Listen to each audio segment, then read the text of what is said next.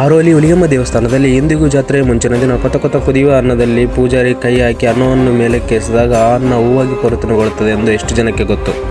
ಹೌದು, ಹುಲಿಗೆಮ್ಮ ದೇವಿಗೆ 5 ವಾರಗಳು ಕಳಸ ಹಾಗೂ ಪಲ್ಲಕ್ಕಿ ಸೇವೆ ಮುಗಿದ ನಂತರ ಹುಲಿಗೆಮ್ಮ ದೇವಿಯ ಉತ್ಸವ ಮೂರ್ತಿಗೆ ತುಂಗಭದ್ರಾ ನದಿಗೆ ಹೋಗಿ ಗಂಗಾ ಪೂಜೆ ಮಾಡುವ ಪದ್ಧತಿ ತಲತಲಾಂತರದಿಂದಲೂ ಬಂದಿದೆ.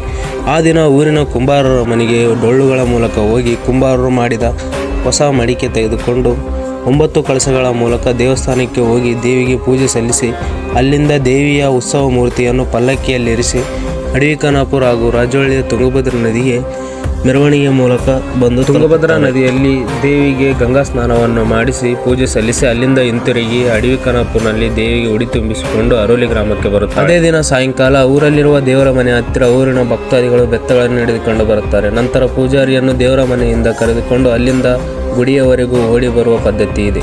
ದೇವಸ್ಥಾನಕ್ಕೆ ತಲುಪಿದ ನಂತರ ಪೂಜಾರಿ 5 ಬಣ್ಣಗಳುಳ್ಳ ಹುಂಜವನ್ನು ದೇವಸ್ಥಾನದ ಹೊರಗೆ ನಿಂತು ಹಾರಿಸುತ್ತಾರೆ. ಆ ಹುಂಜ ನೇರವಾಗಿ ಗುಡಿಯೊಳಗೆ ಹೋಗಿ ಅಮ್ಮನ ಮೂರ್ತಿಯ ಮುಂದೆ ಕೂಗುತ್ತದೆ. ಹುಂಜ ಕೂಗಿದ ನಂತರವೇ ಪೂಜಾರಿ ಅಗ್ನಿಕೊಂಡವನ್ನು ಹಾರಿ ಬೆಂಕಿ ತೊಳೆದು ಕುದಿಯುತ್ತಿರುವ ಅನ್ನವನ್ನು ಬರೀ ಕೈಯಿಂದ ತಿರುವಿ ಮೇಲಕ್ಕೆ ಎಸೆಯುತ್ತಾರೆ.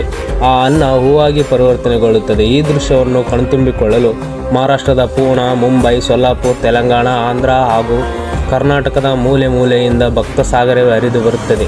ಈ ದೇವಸ್ಥಾನ ಇರುವುದು ನಮ್ಮ ರಾಯಚೂರು ಜಿಲ್ಲೆಯ ಮಾನ್ವಿ ತಾಲೂಕಿನ ಅರೋಲಿ ಗ್ರಾಮದ ಒಳಗ. ಈ ವಿಡಿಯೋ ನಿಮಗೆ ಚಲೋ ಅನಿಸಿದರೆ ಹೋಗೋ ಮುಂದೆ ಒಂದು ಫಾಲೋ ಬಟನ್ ಒತ್ತಿ ಹೋಗಿ.